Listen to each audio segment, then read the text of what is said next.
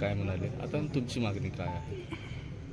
खरं तर विलास घुले यांनी दुसऱ्याचं भांडण सोडायला गेल्याच्या नंतर त्यांचाच खून करण्यात ह्या लोकांनी जाणीवपूर्वक गुंड प्रवृत्तीचे लोक आहेत आणि हे कुणाच्या जवळचे आहेत हे सर्वांना माहिती आहे. आणि आमची विशेष मागणी आज काय आहे, राजश्री शाहू महाराजांची जयंती सामाजिक न्यायाचा दिवस आहे. आम्ही सामाजिक न्यायाचा दिवस असल्यामुळं आम्हाला न्याय मिळावा अशी अपेक्षा करतो.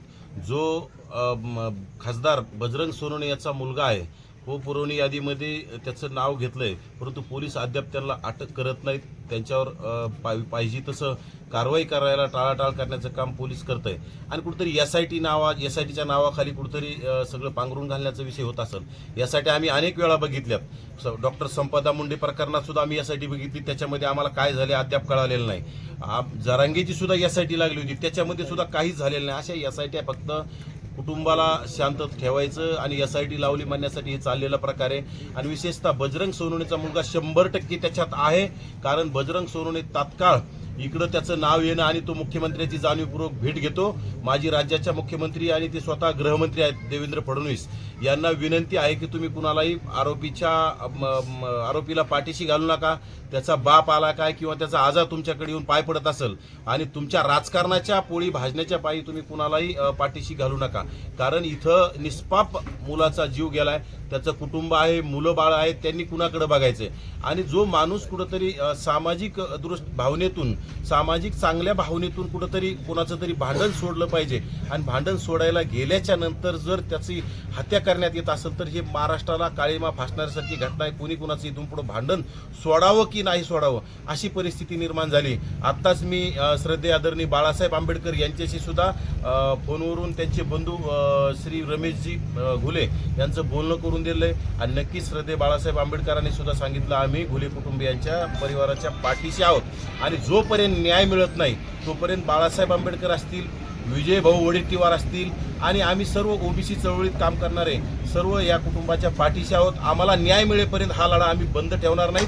कारण की जात पाहून जर या राज्यामध्ये न्याय मिळत असेल तरी अत्यंत गंभीर आहे. कारण की कोणाची जात पाहून तुम्ही न्याय द्यायचा का नाही द्यायचा जर राज्य सरकार ठरवत असेल तरी अत्यंत गंभीर आणि चुकीचं आहे. त्यामुळं तुम्ही एकाला वेगळा न्याय आणि एकाला वेगळा न्याय, ज्याप्रमाणे संतोष देशमुखांचा खून झाला त्यामध्ये कोणी कोणाला लहान मोठं सोडलं नाही, सर्वांना अटक करण्याचं काम केलंय. त्याचप्रमाणे कोणी खासदाराचा मुलगा असेल किंवा मंत्र्याचा मुलगा असेल, आम्हाला त्याच्याशी घेणं देणं नाही.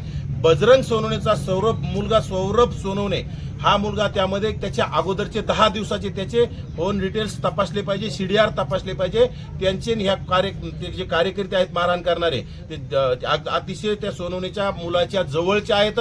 त्यांची वार्तालाप झालेली आहे आणि सगळं हे ठरून केलेलं एक प्लॅनिंगचं असू शकतं.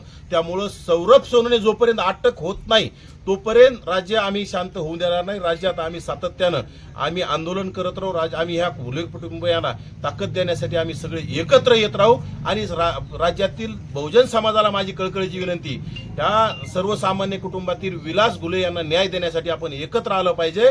हा वंचिताचा लढा आहे, हा उपेक्षितांचा लढा आहे. आणि आपण सामाजिक न्याय देण्याच्या माध्यमातून आज मुख्यमंत्र्याला मी कळकळीची विनंती करतोय की त्या सौरभ सोनवणेला तात्काळ अटक करा आणि त्या बाकीच्या आरोपीप्रमाणे त्यांना फास्ट ट्रॅक कोर्टामध्ये निकाल दिला पाहिजे. फास्ट ट्रॅक कोर्टामध्ये हे प्रकरण गेलं पाहिजे आणि लवकरात लवकर निकाल लावून सौरभ सोनवणेसह सर्व आरोपींना फाशीची शिक्षा झाली पाहिजे. ही माझी राज्याच्या मुख्यमंत्र्याला कळकळीची विनंती. ज्याप्रमाणे तुम्ही संतोष देशमुख प्रकरणात तत्परतेने जे मागल ते देण्याचं काम केलंय, मग आम्ही सुद्धा तुम्हाला विनंती करतोय, आम्ही सुद्धा आमच्या भावाला न्याय देण्याची मागणी करतोय. आम्ही किंवा जातीपातीच्या पलीकडचे लोक आहोत, आम्ही कोणावर आरोप करत नाहीत, परंतु जे खरं आहे ते आम्ही बोलण्याचं काम करतो आणि ते आम्ही मांडत आहोत. आणि आपण त्या माध्यमातून ह्या गोष्टी सगळ्या समोर आणाव्यात आणि जगाला कळून द्यावं आणि त्याला तात्काळ अटक करून या कुटुंबाला न्याय देण्याचं काम करावं.